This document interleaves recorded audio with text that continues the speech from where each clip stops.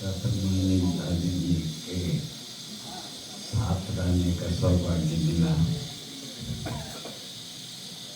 हमने दादी में ये देखा कि ज्ञान में और टीचर के रूप में नंबर 1 थी। कैसे टीचर्स की पालना करती थी, टीचर्स को कहाँ भेजना, कैसे भेजना, उनका ऐसा नहीं कि एक बार भेज दिया तो भूल गई, ऐसा नहीं है।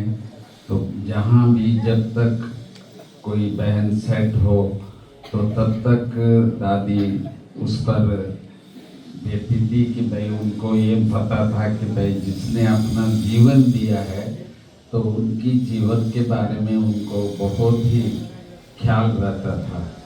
तो कई बार हम ऐसे सोचते थे कि भाई देखो कोई किसी जगह में सेट नहीं होते हैं तो उनको फिर वापस किसी और स्थान पे सेट करे।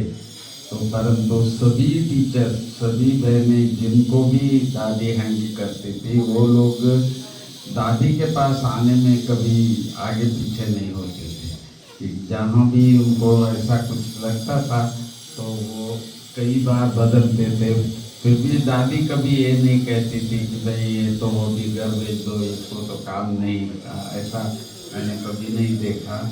और ऐसे ऐसे भी बहनों को मैंने देखा है कि दादी कई बार चेंज करती थी और सेट करती थी। तो ये एक विशेषता मैंने उनमें देखा। दूसरी, दादियों के साथ भी दादी ऐसे रहती थी जैसे बाबा ने निराकार निर्विकारी, तो वो तो उनका जन्मसिद्ध अधिकार था ही, पर निर्माणता जो है वो प्रैक्टिकल एक्शन में दिखता था। तो सभी दादियाँ उनको प्यार करते थे और किसी भी दादी के पास जाने में उनको सहयोग देने में नंबर 1 होती थी। कोई भी उनको बुला करके कह सकते थे, ये सब प्रैक्टिकली हम देखते थे।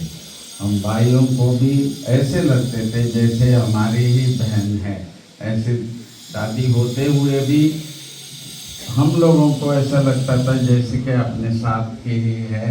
तो किसी भी बात को उनसे करने में या उनको किसी कार्यक्रम में बुलाने में ऐसा इजी होता था कि भाई जैसे कभी हम लोगों को ऐसा नहीं लगता था। तो ये सब चीज़ें प्रैक्टिकली जो देखने से हम सबको ये याद आता है कि भाई हमको कैसे रहना है दादियों के साथ। तो वो प्रैक्टिकली उनसे हमने सीखा है। ओम शांति।